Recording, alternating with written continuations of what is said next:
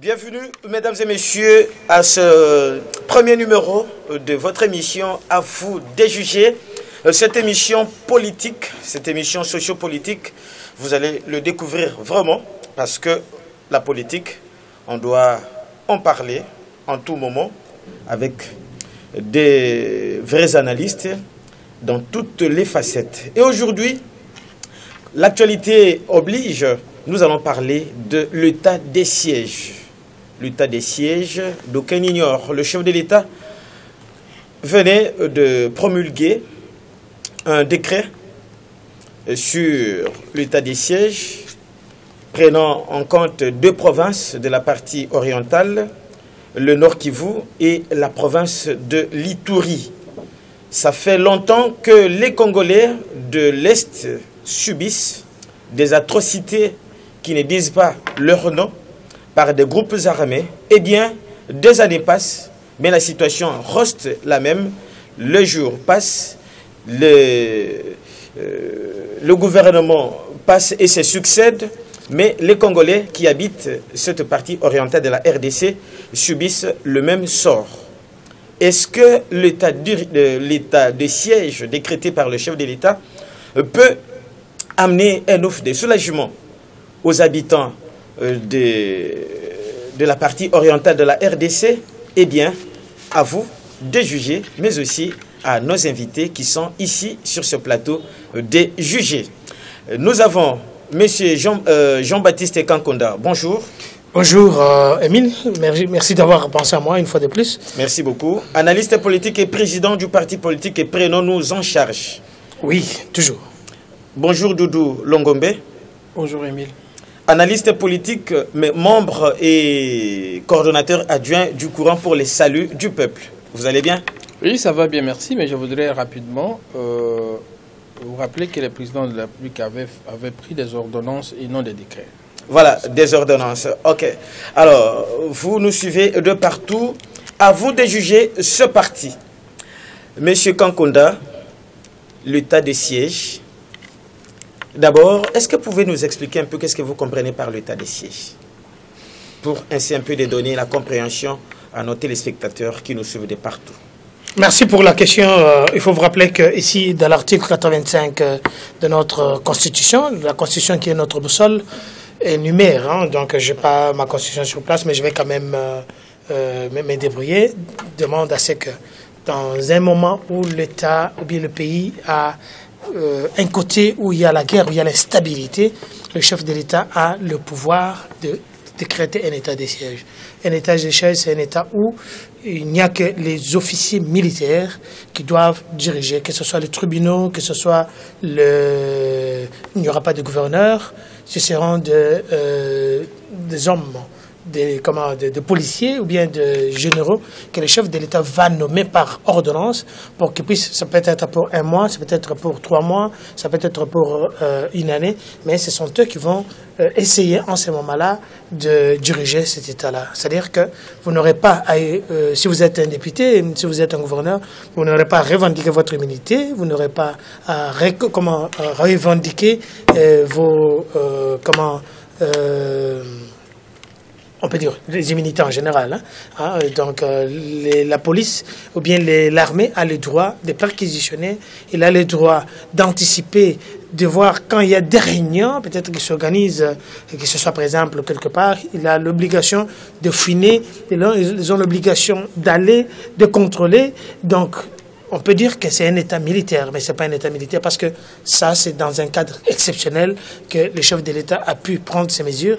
Et je pense que comme notre armée est déjà infiltrée, nous savons que de l'autre contrée, là, du sud de l'Est de la République, nous savons que nous avons des frères et des sœurs qui vivent tous les jours dans la précarité, dans la guerre. Alors, pour ce faire, le chef de l'État a pris ces mesures pour essayer, afin que l'armée puisse faire son travail, c'est-à-dire anticiper, contrôler, aller un peu partout, visiter, parce qu'il peut y avoir des gens qui ils sont en mèche avec l'armée, avec les terroristes qui sont dans ces contrées-là. Donc de ce côté-là, je pense que je vais vous donner notre explication après, mais jusque-là, je vais m'arrêter par là. Doudou Longombe, l'état de siège, à quoi ça se diffère de l'état d'urgence? Bon, Il y a plusieurs, je peux dire, plusieurs étapes. S'il faut différencier, il faut comprendre par là que quand on est pendant l'état d'urgence, je commence par ça, c'est le pouvoir de l'autorité administrative, de l'autorité politico-administrative qui se renforce. Vous avez vu ici, pendant la période de l'état d'urgence sanitaire, on ne se posait pas de questions sur la personne de Gobila. Et aussi, le Gobila était là, le ministre, tout le monde était là, mais tout simplement, nous sommes arrivés dans une période où on ne pouvait pas laisser le pouvoir seul en Gobila. Il faut renforcer le pouvoir de police.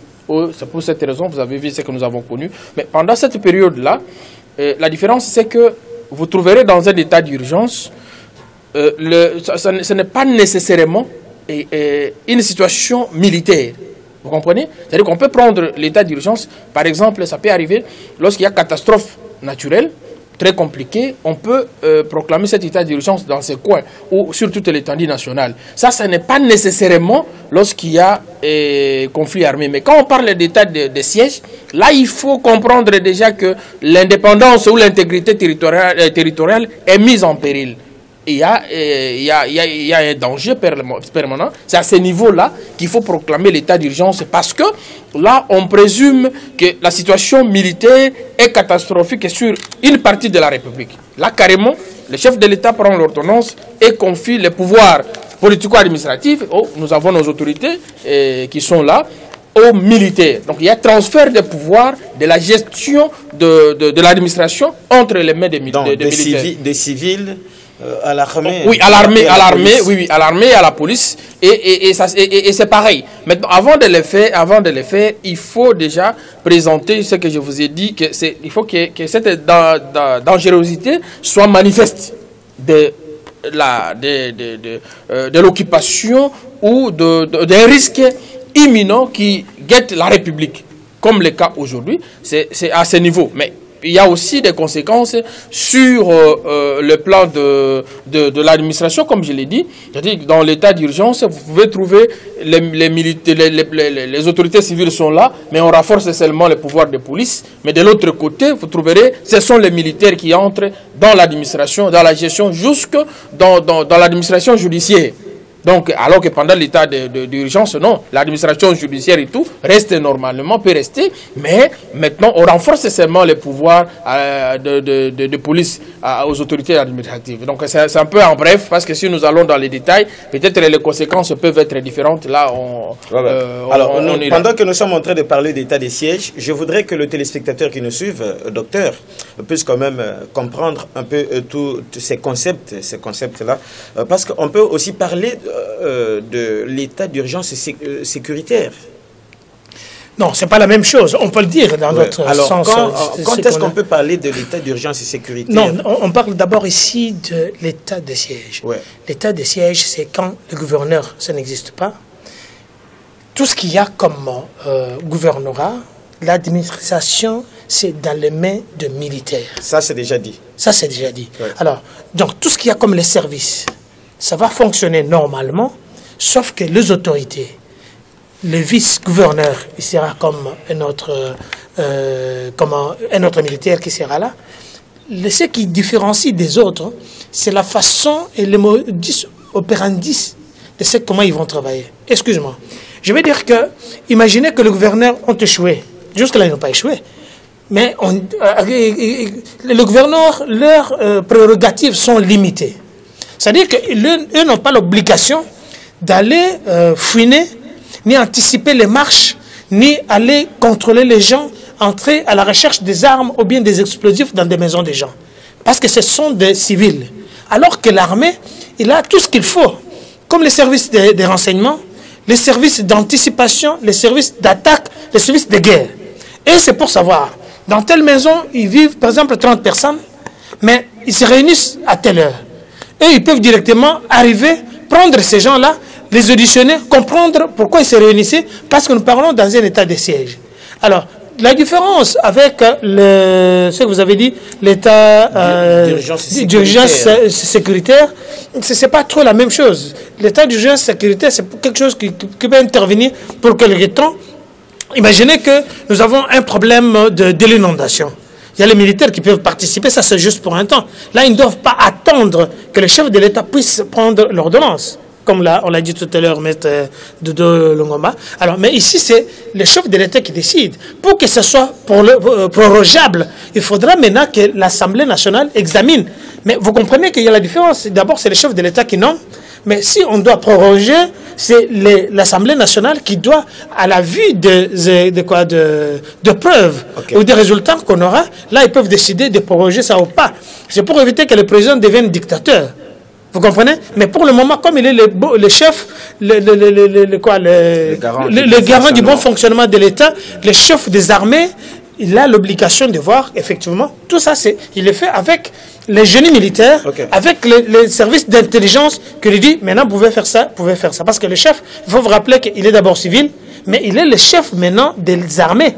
Et le commandant de bon fonctionnement de notre État.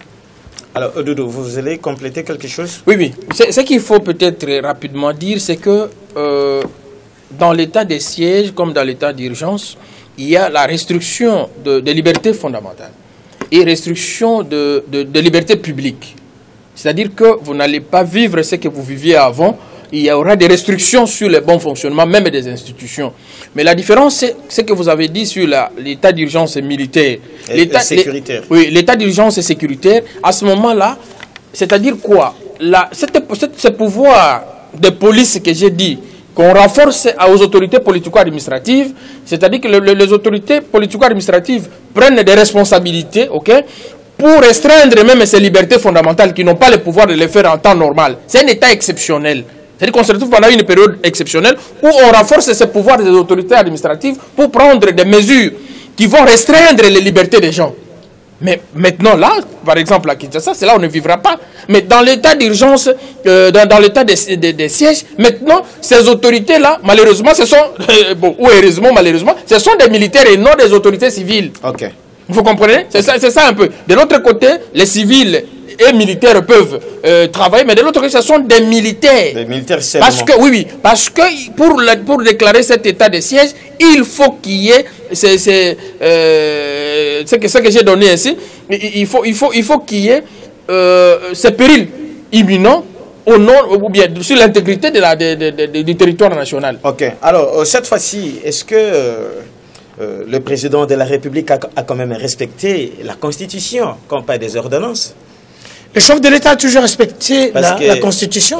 Il n'est pas tombé dans le piège de la fois passée avec la nomination des juges. Est-ce que l'état des sièges est quand même, ces ordonnances sont quand même constitutionnelles? Il n'y a aucun politicien ou bien aucun juriste congolais qui va vous dire que le chef de l'État est allé outrepasser ses droits constitutionnels. Il a toujours respecté sa Constitution et on ne peut pas lui imputer ça. Je vais lire l'article 85, si vous me permettez, pour que les gens puissent bien comprendre. Lorsque les circonstances graves menacent d'une manière immédiate l'indépendance ou l'intégrité du territoire national ou qu'elles provoquent l'interruption du fonctionnement régulier des institutions, le président de la République proclame l'état d'urgence ou l'état des sièges. Après concertation avec le Premier ministre et le président de deux chambres, conformément aux articles 144 et 145 de la présente Constitution. Il en informe la nation par un message. Les modalités d'application de l'état d'urgence et de l'état de siège sont déterminées par la loi. Le chef de l'État n'a fait qu'obéir parce qu'il est respectueux du bon fonctionnement de notre État. Il a vu que tout ça a été respecté. Ça a été respecté. Vous avez vu la conférence de presse qui a eu lieu hier, qu'on a expliqué ce qui devait être fait.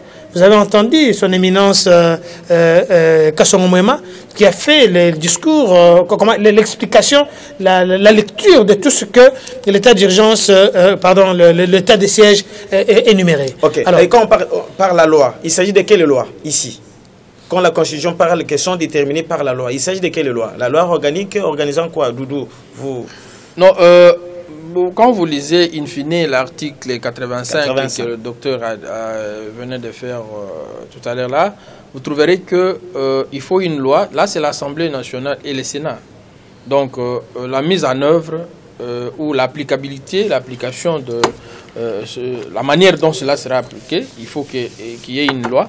Mais je ne pense pas que c'est... Maintenant, là, nous allons revenir sur ces débats, Émile. Parce que déjà, sur les plans de la conformité, nous disons on avance. Et la question fondamentale, c'est de voir sur l'opportunité, sur ce qui peut produire cet état de siège.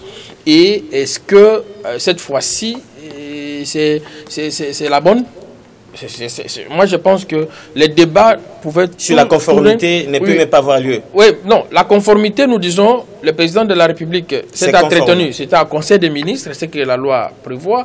Et il y a une consultation des présidents. Je pense que les gens aiment toujours que ça soit médiatisé, mais c'était déjà fait selon nos informations. Et maintenant, l'ordonnance se retrouve déjà au niveau de la Cour constitutionnelle. Ce que nous disions à l'époque, lorsqu'il y a eu état d'urgence sanitaire, que cela s'est fait en amont et non en aval. Parce qu'il faut voir la conformité de cela par rapport à la Constitution. Donc d'après vous, ça devrait d'abord commencer par la Cour constitutionnelle toutes ces questions, avant d'être promulguées. Toutes ces questions, pour le moment, comme nous sommes déjà pendant cet été, d'ailleurs ça commence aujourd'hui, j'ai dit, ce sont des questions sur les conséquences qui peuvent plus nous intéresser. Okay. Et je pense qu'à cela, nous allons démontrer ce qui est bon et ce qui peut arriver et les craintes que nous avons, nous, en tant que population. Eh bien, nous parlons des enjeux de l'état des sièges au Nord Kivu et dans la province de l'Ituri, les deux provinces citées et concernées pour l'instant, alors que certains parlaient même que cet état de siège devait comprendre Katanga, le Kivu, la province orientale, comme toute la province orientale, l'ancienne province orientale divisée et consort, mais c'est ce qui n'a pas encore eu lieu. Vous n'avez pas de crainte que ça puisse coucher d'une souris, cet état de siège? Non, écoutez, on n'a pas de crainte. Il faut vous rappeler ici que depuis les 18 ans de la Kabylie, bien que cet article était toujours pendant, ils ne l'ont jamais appliqué. Le chef de l'État s'était déclaré en disant qu'il se sentirait dans la peau d'un président de la République quand il n'y aura pas la guerre à l'Est. Le chef de l'État est entouré par des génies militaires. Il est entouré par des spécialistes. Les gens qui connaissent la guerre, qui ont étudié la guerre. Il est entouré par des conseillers en armement, en logistique. Il a une capacité de réflexion et une capacité de décision qui lui permet qu'aujourd'hui, vu ce qui se passe de l'autre côté, on a vu qu'on avait plus de 285 000 groupes armés. 285 groupes armés, excusez-moi. Mais aujourd'hui, l'ONU n'en décèle que peut-être 10 ou bien 20. C'est-à-dire qu'il y a quand même une recrudescence de ces groupes armés. Alors, pour ce faire, est-ce que nous devrions, parce que nous parlons d'une guerre asymétrique, et cette guerre asymétrique est encouragée par l'arrivée de groupes Shebab, les terroristes, les moins sortis. Quand vous parlez de terrorisme, regardez ce qui s'est passé par exemple en Europe, en France, il y a eu attentat à Bataclan, tout comme Charlie Hebdo. Vous avez vu que vous soyez de l'opposition, que vous soyez des centres ou bien de l'autre côté, vous devez d'abord faire bloc derrière le chef de l'État. C'est pour essayer à ce que, parce que de l'autre côté là, il peut y avoir des gens de la MUCA, il peut y avoir des gens de l'UNC un peu partout, mais pour le moment, l'objectif c'est d'essayer de cesser les armes. Donc, qui prépare la paix, prépare la guerre. Donc quand vous préparez la guerre, c'est-à-dire que vous préparez la paix. Alors pour ce faire, nous avons une armée que j'ai saluée aujourd'hui. Mais il y a d'autres qui disent que quand vous préparez la guerre, quand vous cherchez la paix, il faut toujours préparer la paix. Mais c'est ça. Est-ce que la paix peut se préparer par des armes? Non, on ne prépare pas la paix sans armes. Vous devez avoir une capacité de dissuasion importante. Vous avez vu, il n'y a pas très longtemps, le chef de l'État a essayé d'acheter les avions militaires. Ce sont des avions qui coûtent trop cher, qui sont maniés. Non, ça c'est une parenthèse. Mais nous avons acheté des armes. Ça, c'est aussi une lutte Ce n'est pas de notre faute. Nous avons trouvé un pays, excusez-moi, des missionnaires dans un état très dramatique. On essaye maintenant, avec les moyens que nous avons, dans la diplomatie, c'est là où nos alliés, là où nous achetons nos armes, vont comprendre effectivement les armes que nous achetons, ce n'est pas pour attaquer notre propre population. La peur, c'était ça. On avait un chef de l'État qui lui-même, avec les armes qu'on lui a vendues, a essayé de tuer ses propres fils. Alors, il y a de quoi qu'on nous dise, qu'on nous mette sous embargo. Mais aujourd'hui, nous avons la guerre. Cette guerre, nous l'avons héritée. Nous avons l'obligation de faire un effort pour que, d'une manière ou d'une autre, cette contrée, cette partie de notre pays puisse retrouver la paix. Pour ce faire, le chef de l'État a fait, je vous rappelle ici, que notre armée est infiltrée. Ce n'est pas secret pour personne. Nous avons des Congolais qui sont même de mèche avec des groupes armés. N'est-ce pas qu'on a arrêté il n'y a pas très longtemps quelques amis de Loucha qui étaient en mèche avec les rebelles. On a arrêté une mère, une maman avec une arme. N'est-ce pas qu'il n'y a pas une semaine, on a arrêté une cargaison, un sac avec les tenues de l'armée nationale congolaise en train de traverser vers Brazzaville. C'est-à-dire que quelque part, les gens ont pris conscience. Alors, pour ce qui va revenir à votre question, on ne peut pas dire, non, écoutez, nous allons avoir la paix et la paix durable. Okay. Quand le chef de l'État sort ça dans sa bouche, c'est-à-dire qu'il a examiné, il a regardé le pour et le contre, avec notre armée, que je salue aujourd'hui, notre armée est redevenue ce qu'on l'appelait, ce qu'on attendait d'elle. Parce qu'elle est en train de faire un travail énorme. Si les Congolais, pour gagner une guerre, vous devez déjà avoir un mèche avec la population. Parce que c'est la population qui va vous dire, attention, là où vous allez, il y a des gens qui sont terrés. Raison pour laquelle nous devons sensibiliser nos frères qui sont à l'Est, nos frères qui sont ici, que vous soyez de la MUCA, que vous soyez de l'UMLC, que vous soyez de quoi, rangeons-nous derrière le chef de l'État, essayons de sensibiliser la population sur place pour leur dire, nous avons besoin de la paix, rien que la paix. Merci. Alors, Doudou, il n'y a pas de conséquences, cet état de siège n'a pas de conséquences directes à la population concernée? Non, il y a des conséquences énormes d'ailleurs. Ce qu'il faut savoir, la première des choses, c'est que cette population ne va pas vivre l'état de droit pendant cette période-là.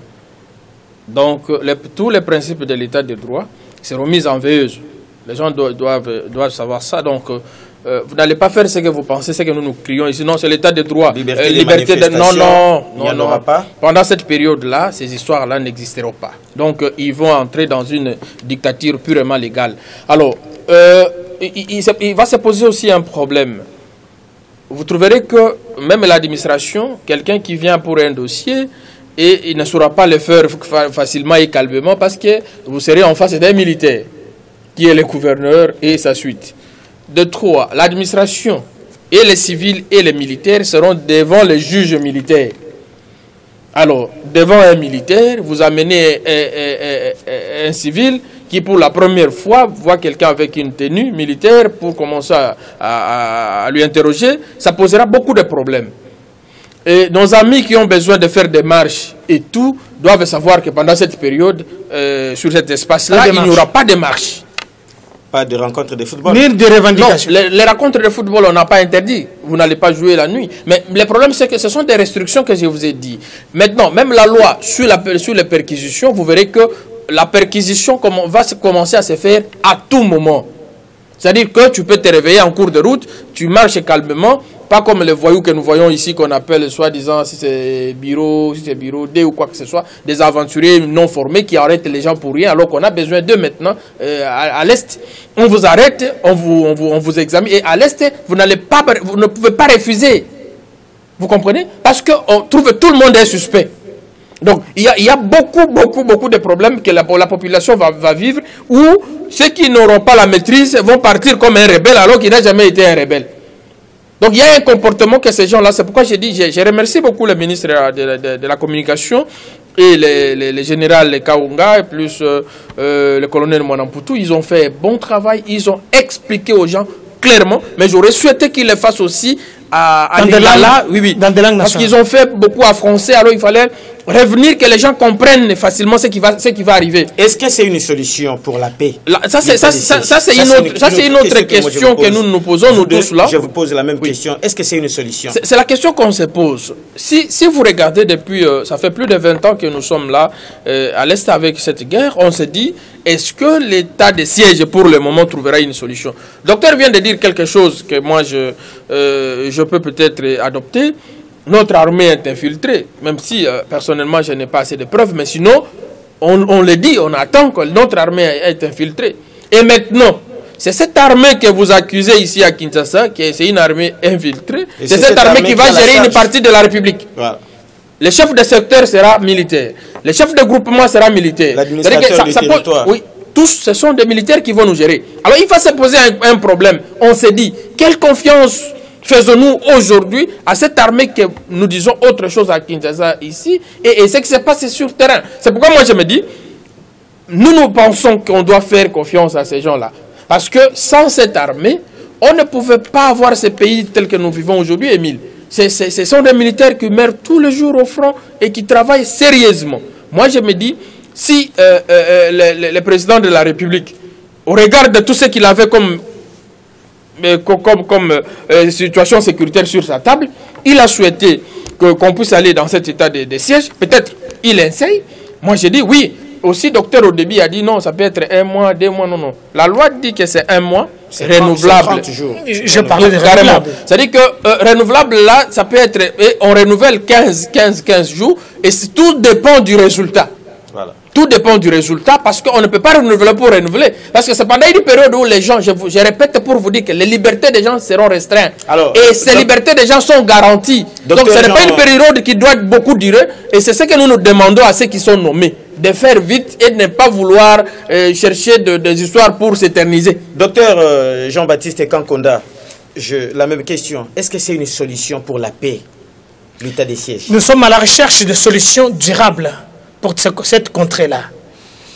On a vu que cette guerre qui nous a été imposée depuis 18 ans, imaginez que les officiers militaires qui avaient été envoyés là-bas, il y a eu beaucoup de désertions.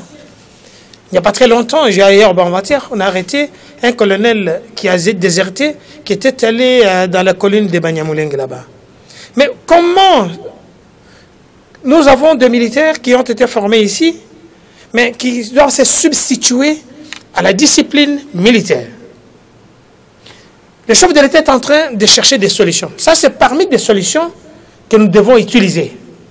Parce que c'est une guerre, on ne va pas envoyer un civil aller à la guerre avec une arme. Ça devient, comment dire, je ne sais pas dans les termes militaires, comme, voilà, le moment va revenir.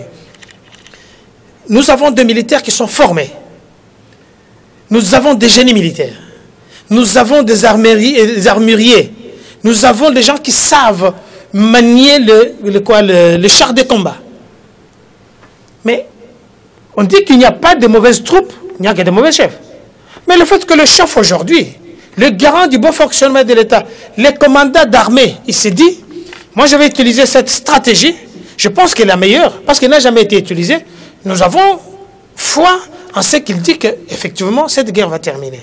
Pour combien de temps? J'aurais voulu que ça se termine dans 1 semaine. J'aurais voulu que ça se termine dans 2 semaines. Mais je n'aurais pas voulu que cette guerre demeure éternellement, même 1 année de plus. Pourquoi? Parce que tous les jours nous assistons aux égorgements. Tous les jours, nous assistons au kidnapping, au viol. Ce qui n'est pas facile. Nous sommes ici dans la capitale, nous parlons, nous avons la liberté, on peut rentrer à 1 h du matin, dormir calmement, mais ce n'est pas le cas là chez eux. Ils n'ont pas demandé à venir rester ici à Kinshasa, mais ils veulent seulement rester dans leur milieu naturel, faire leur champ, vivre comme tout le monde. C'est pourquoi les chefs de l'État, je rappelle toujours, il s'est dit, il se sentirait président de la République bien dans sa peau, une fois que cette guerre va terminer. Okay. Alors, s'il utilise ces stratégies avec de vrais militaires, parce que je vous dis, je n'ai pas dit qu'on n'a pas une bonne armée. J'ai dit que l'armée, si elle est sensibilisée, elle va faire son travail. Alors, donc, nous avons cette armée qui a déjà... Moi de vous reposer la question, parce que les gens disent, vous l'avez aussi dit, que notre armée est infiltrée. Alors, avec quel militaire ou quelle armée on va chasser ces rebelles et groupes armés, avec le même militaire et la même armée infiltrée, le chef de l'État va faire appel aux autres militaires. On va déplacer tous ceux qui ont passé beaucoup d'années dans la partie Est avec des nouveaux militaires. Ça peut se passer comment? Je sais que vous n'êtes pas militaire, mais ça peut se passer comment d'après vous? Savoir qu'il y a des choses qu'on ne peut pas dire à la télévision. Si. Mais il y a des stratégies que je vais énumérer ici. Par exemple, il y a des généraux, des colonels qui ont déjà fait plus de 20 ans, bien 15 ans de l'autre côté. Oui, mais sans effet... Sans effet positif. Sans effet positif. Alors, des gens comme ça, ils ont déjà des femmes, ils ont de beaux-frères, ils ont de belles familles là-bas, ils ont des enfants qui sont nés là-bas. Vous comprenez que la personne là va aller à la guerre, au contraire, il va essayer seulement de protéger sa famille, ou soit être en harmonie avec les groupes armés. Parce qu'on a dit qu'il y a d'autres qui veulent dire, mais écoutez, moi, je ne vais pas entrer dans vos histoires-là, je sais où vous êtes. Ils donnent des informations. Alors, pour ce faire, quand il y a une bonne nouvelle stratégie, ce n'est pas tout le monde. Je dis bien, je salue aussi la bravoure de notre armée, parce qu'elle a dû récupérer les endroits où les infiltrés étaient entrés, les groupes armés, depuis plus de 20 ans. Aujourd'hui, notre armée va de victoire en victoire. Alors, pour ce faire, il y a la stratégie de contrôle. Vous contrôlez avec qui vous êtes. Il y a la stratégie que le chef de l'État, je pense, l'a déjà adoptée, de faire revenir tous les généraux, tous les officiers qui étaient de l'autre côté. Non, il y a aussi des généraux retraités récemment. Ils doivent d'abord rentrer ici. Le président Joseph Je dis bien, ils doivent d'abord rentrer ici, à la base. Parce qu'avant qu'ils soient là-bas, ils étaient en mutation. Alors, quand votre invitation a pris fin, il n'y a que l'autorité qui vous a envoyé en mutation qui peut encore la révoquer. Après avoir passé 20 ans effectivement, au front, venir à la capitale, ce n'est pas un danger pour la République. Ce n'est pas un danger, parce que je vous dis que nous sommes dans un état exceptionnel. Nous sommes déjà en danger. Qu'est-ce qui fait qu'on peut déjà reprendre ces militaires-là, les ramener ici, et renvoyer d'autres militaires? Écoutez, on ne parle plus de Bagatakatanga. Vous connaissez la stratégie? Le chef de l'État a pris la décision d'envoyer 1800 gardes républicaines. Ce sont ces gardes à lui qui le protègent, qui protègent sa famille et ses autres démarques. Il les a envoyés là-bas. Depuis un mois, vous n'entendez pas parler de Bagatakatanga. Doudou Longombe. Alors, je vais chuter en douceur. Ouais. Je voudrais que le chef de l'État, ça c'est ma proposition personnelle, qu'il fasse revenir tous les généraux, les capitaines, tous ceux qui étaient là-bas, qui ont déjà des mines de diamants, de l'or, ainsi de suite. Ils doivent rentrer ici. Il remet d'autres personnes qui n'ont rien à voir avec ces gens-là. La permutation, il a déjà commencé à le faire. C'est pourquoi vous voyez qu'il y a déjà de groupes armés qui sont en train d'être arrêtés, et puis on récupère des endroits qu'on avait déjà perdus depuis 18 ans. Ces gens-là faisaient leur loi là-bas, alors que pour le moment, avec notre avante armée. Alors, l'autre stratégie, c'est chaque militaire doit essayer de contrôler son voisin. Merci. S'il a une stratégie, il voit des réactions qui ne semblent pas normales, il va directement informer. On a vu ça avec en Allemagne. L'armée infiltrée, on le dit tous les jours. Mais est-ce que ça doit toujours rester un slogan? Oui, merci. L'armée congolaise infiltrée, on le sait, ça fait des années que nous écoutons, que nous suivons ces discours. Est-ce que ça doit toujours rester des slogans?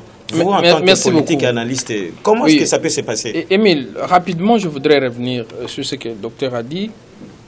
Il faut retenir ceci. Pour nous, c'est le courant maintenant, c'est notre avis. On s'est dit, est-ce que c'est la meilleure des solutions qu'il fallait d'abord proclamer cet état de siège?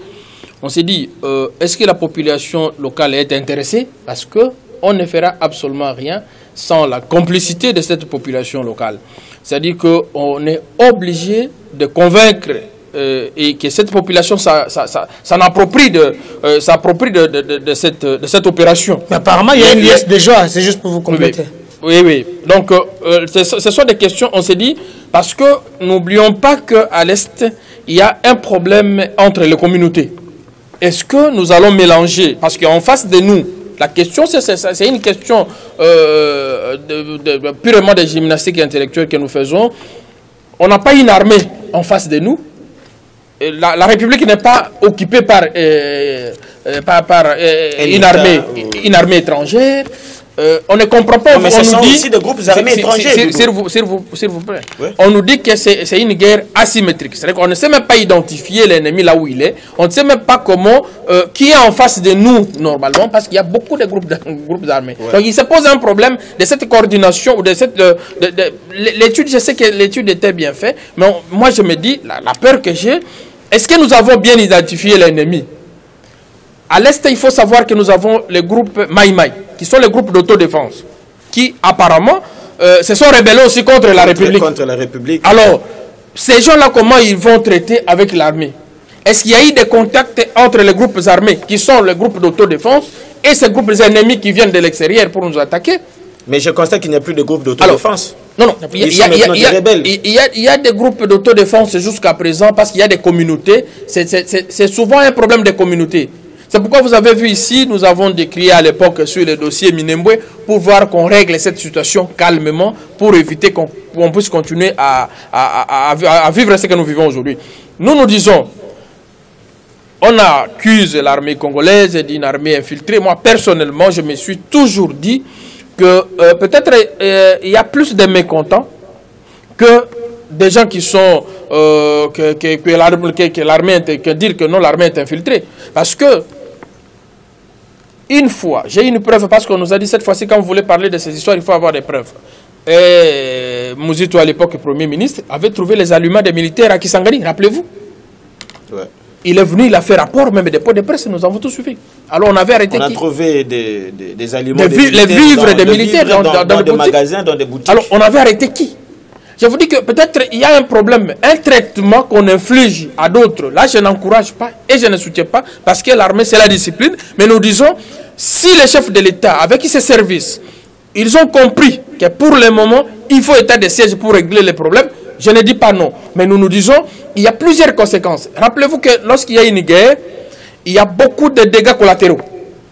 Il y a des Congolais qui vont fuir vers le Rwanda. Est-ce que maintenant, sur le plan diplomatique, comment la situation se présente avec le Rwanda? Les gens qui vont traverser vers le Burundi et vers l'Ouganda. Et d'autres, comment on les appelle? Les déplacés internes. Comment nous allons gérer? Comment nous allons gérer? Parce que ce sont les militaires qui vont gérer l'espace de la République, cet espace de la République. Alors qu'on accusait aussi notre armée de violences sexuelles aux femmes. Comment nous allons protéger les jeunes filles et leurs mamans? Vous voyez qu'il y a beaucoup de questions, beaucoup de paramètres que nous pouvons nous poser des questions sur la faisabilité.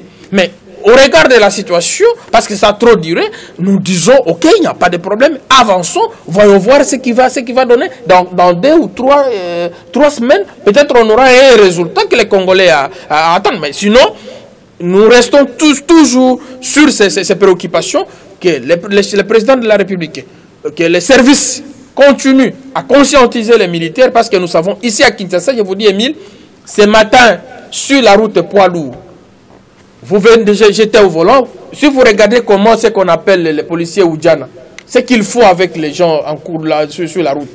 Mais ce n'est pas la première fois que nous dénonçons. C'est-à-dire que quand vous regardez, vous voyez un militaire devant vous ou un policier, vous avez peur. Vous pensez déjà que non, là, mon téléphone va partir, on va m'arracher tout. Oui, ça c'est l'image. Ils ont fait quoi, Doudou? Il faut dénoncer. Non, je vous dis que chaque jour, ces gens-là sont en train de traumatiser les chauffeurs sérieusement. Aujourd'hui, on ne parle pas des outils. Oui, mais non, je dis seulement que c'est la peur. Je dis la peur que nous avons. Voilà. Ça, c'est légitime. Même à l'Est, vous rencontrez un militaire en cours de route, une maman avec sa fille, une jeune fille de 17 ans, comment ça va se passer? Parce que ce sont les militaires qui auront le pouvoir. Alors, c'est pourquoi je demande au service... Une petite parenthèse là, que vous pouvez répondre, vous deux. Est-ce que les populations de l'Est sont confiants avec le FARDC? Est-ce qu'ils ont la confiance de l'armée? Bon, c'est que j'ai toujours dit. Docteur. Ok, merci. Écoutez, vous avez vu de liesse de joie après l'annonce de cet état de siège. On a vu quelques groupes, on peut dire, de droits de l'homme.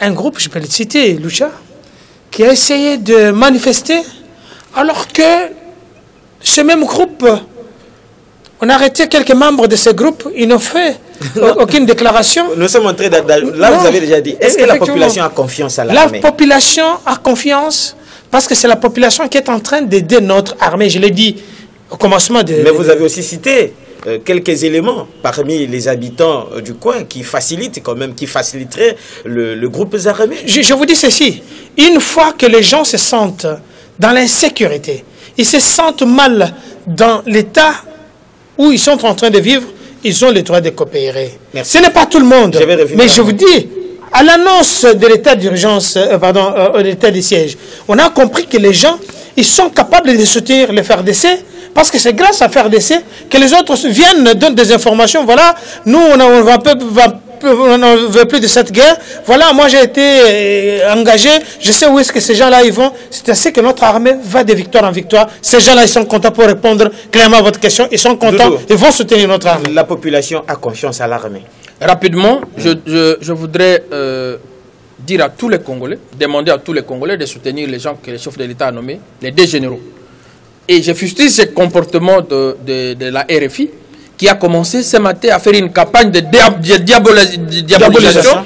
Cette campagne de diabolisation contre notre armée et contre nos généraux qu'on a nommés. Ils étaient des rebelles, et l'autre était à l'RCD, l'autre avec Jean-Pierre Bemba et tout ça.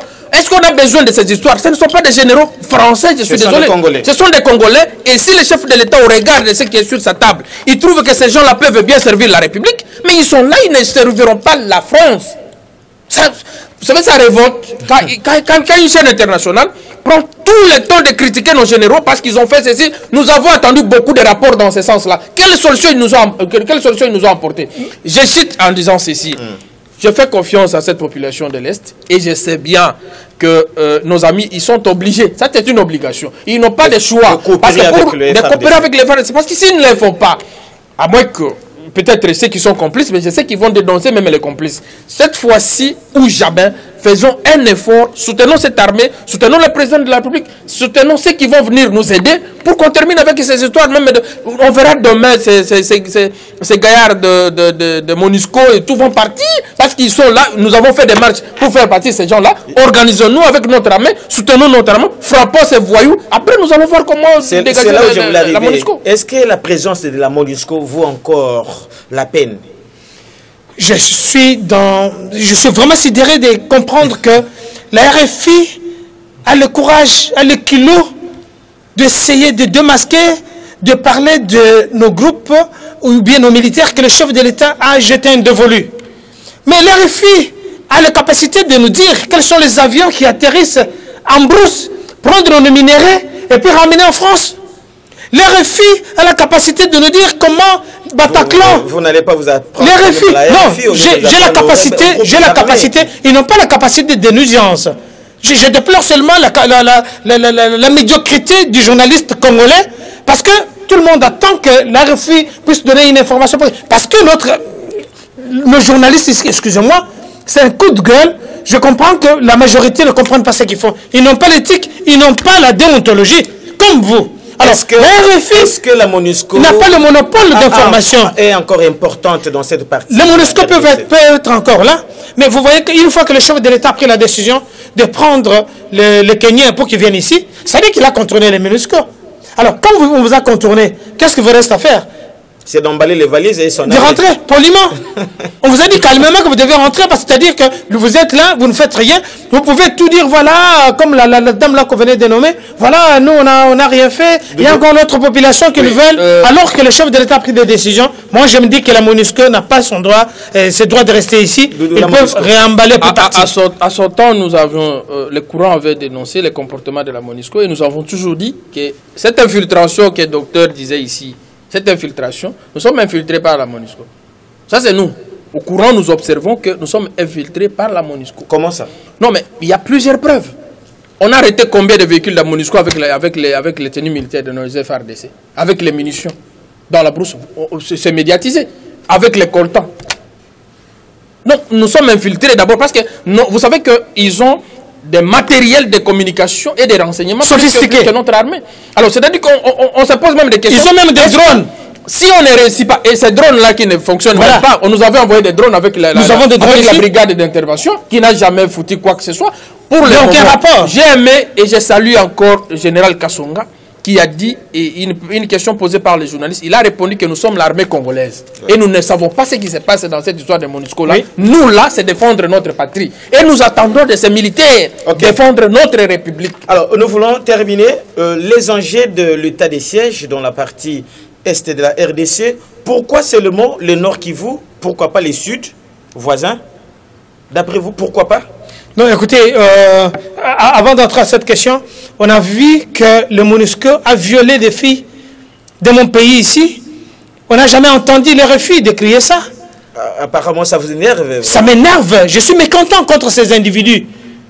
En 2003, 2002, 2003, moi j'ai fait la plaidoirie à Bundestag en Allemagne pour demander à ce que ces forces puissent venir descendre au Congo pour essayer de nous aider. Mais depuis là, au contraire, la situation s'est empirée.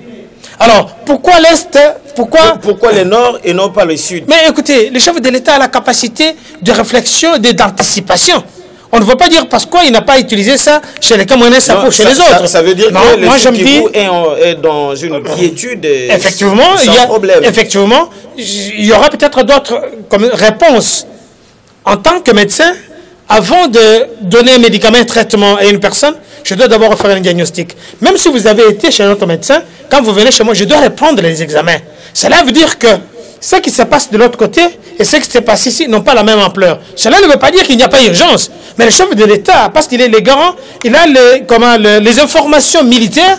Il y a des militaires qui lui donnent des génies militaires. Et nos amis donc, de d'autres pays qui nous disent, voilà, pour le moment on peut faire ça, pour le moment on peut faire ça. Et je festige Madame Olive Lembe, avec sa stratégie qu'elle venait de décider il n'y a pas très longtemps, sur sa conférence de presse, pour dire que son mari, l'ancien chef de l'État, il est en train de se préparer pour qu'il vienne mettre la paix pour ce qui se passe à l'est de la République. Ça le préoccupe tant, il est en train de travailler pour la paix. Je me dis que c'est une bêtise.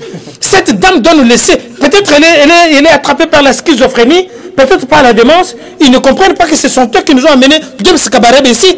Ils ne comprennent pas que ce sont eux qui nous ont amené le Mawapanga, les Bizi Makarara. Ce sont eux qui nous ont amenés ici. James. Alors, merci. Il ne peut pas continuer à se foutre du peuple congolais pour dire que son mari... Si Joseph Kabila travaille pour la paix, où est le mal? Non, il peut rester là-bas, calmement, là où il est. Il peut recevoir ses 688 000 $ par mois. Et cet argent, la population congolaise, l'armée a besoin de cet argent. Il ne peut pas essayer de nous foutre la merde. Merci, docteur. Rapidement. Pourquoi l'Ituri, le Nord Kivu, et pourquoi pas les Sud? Je demande au docteur de s'apaiser et les propos de madame... Ça me dérange. S'il vous plaît, les propos de madame ne peuvent pas être mal interprétés. C'est-à-dire quoi? C'est comme moi, je fais ce que je peux pour qu'il y ait la paix chez nous. C'est comme vous faites aussi ce que vous pouvez. Vous n'avez pas de poste de responsabilité. S'il vous plaît. Et Joseph Kabila n'a pas de poste de responsabilité. Peut-être le malheur, c'est d'être un ancien chef de l'État. Et il est congolais. Il est congolais. D'ailleurs, c'est quelqu'un qui doit être consulté aussi régulièrement par le président de la République. Parce qu'il a fait la guerre, il connaît très bien les milliers et il a géré aussi cette République. Il a géré ces conflits. Non, mais ce n'est pas un débat qui va se faire à la télé. Je sais que ça se fait maintenant entre les autorités. Je reviens. Pourquoi seulement? Mais d'après les études EMIL, on dépose les rapports au chef de l'État et au service de sécurité. Il y a un conseil supérieur de sécurité qui se réunit et tout ça. Je pense qu'ils ont adopté, mais ce qui est important, peut-être que c'est la première fois dans notre République, on essaie d'abord. Si on aura un résultat, et la situation de Sud Kivu, ce n'est pas comme à Béni, là où on égorge tous les jours. Vous n'allez pas comparer cela. Je vous ai dit, la difficulté que nous avons, c'est qu'on n'a pas une armée sérieuse derrière nous, devant nous. Donc on combat, on est en face des aventuriers, des gens qui ne sont pas organisés, peut-être structurés tout simplement pour tuer les gens, mais pas pour une guerre. Donc c'est une guerre asymétrique où nous devons faire par tous les moyens possibles, j'ai continué à dire, sans l'intervention de la population, sans la complicité de la population, ça sera très compliqué parce que ces aventuriers-là, il y a parmi eux qui vivent dans cette population. Merci. Donc ils doivent dénoncer, aider l'armée à faire bien son travail. 30 secondes. Nous avons parlé des enjeux de l'état des sièges dans la partie orientale, Nord et Ituri. Qu'est-ce que vous pouvez dire en 30 secondes concernant les sujets, la thématique? Concernant le sujet, la thématique, c'est de faire confiance au chef de l'État, de soutenir notre armée, de soutenir chaque personne en armes qui vient pour vous aider Donnez-lui de l'eau à boire, donnez-le à manger s'il faut, soutenez-le parce qu'il vient mettre la paix, parce qu'il a été envoyé par la population, par notre gouvernement, par notre chef de l'État. Soutenez ce jeu-là. Et je me dis, je suis FARDC, je soutiens FARDC et je demande aussi, enfin, que ceux qui vont au front, que leur famille puisse être mieux traitée. Ceux qui sont malades, leur envoyer des rations, ça va donner le courage à ceux qui vont au front pour pouvoir mieux, je dis bien, pour pouvoir mieux se battre. Et je vais lancer d'ici quelques jours une ONG pour récolter, je dis bien, que ce soit les habits, que ce soit l'argent, tout ça, pour soutenir d'abord nos forces armées et nos amis de l'Est. Soutenez-moi dans ça. Rapidement, je voudrais d'abord vous remercier pour le sujet, parce que c'est très important. Nous n'avons parlé que de ça. C'est la particularité les enjeux de l'état de siège, il faut aussi savoir que c'est un risque que le président de la République a pris, parce que il sait très bien que s'il échoue, carrément, les Fayoulou et les autres vont les récupérer pour dire non, il fallait, vous voyez, ce sont des contestations naturelles, mais c'est que nous ne voulons pas. C'est de décourager les militaires qui sont au front avec des discours politiques ici. Tout politicien, tout Congolais, même les journalistes, nous devons nous conformer. Il faut encourager ces gens-là qui sont sur le terrain, qui souffrent. Et nous dormons ici, ils sont dans la forêt. Mais nous savons très bien que c'était bien mûri, cette décision, parce que si ça capote, carrément, ça sera un danger. Est-ce qu'on a pas peur de perdre cette partie? S'il vous plaît, Émile, ça sera un danger. Si ça capote, ça sera un danger pour le président de la République et pour la République démocratique du Congo. C'est-à-dire quoi? Les jeux des élections de 2023 se jouent avec cette opération.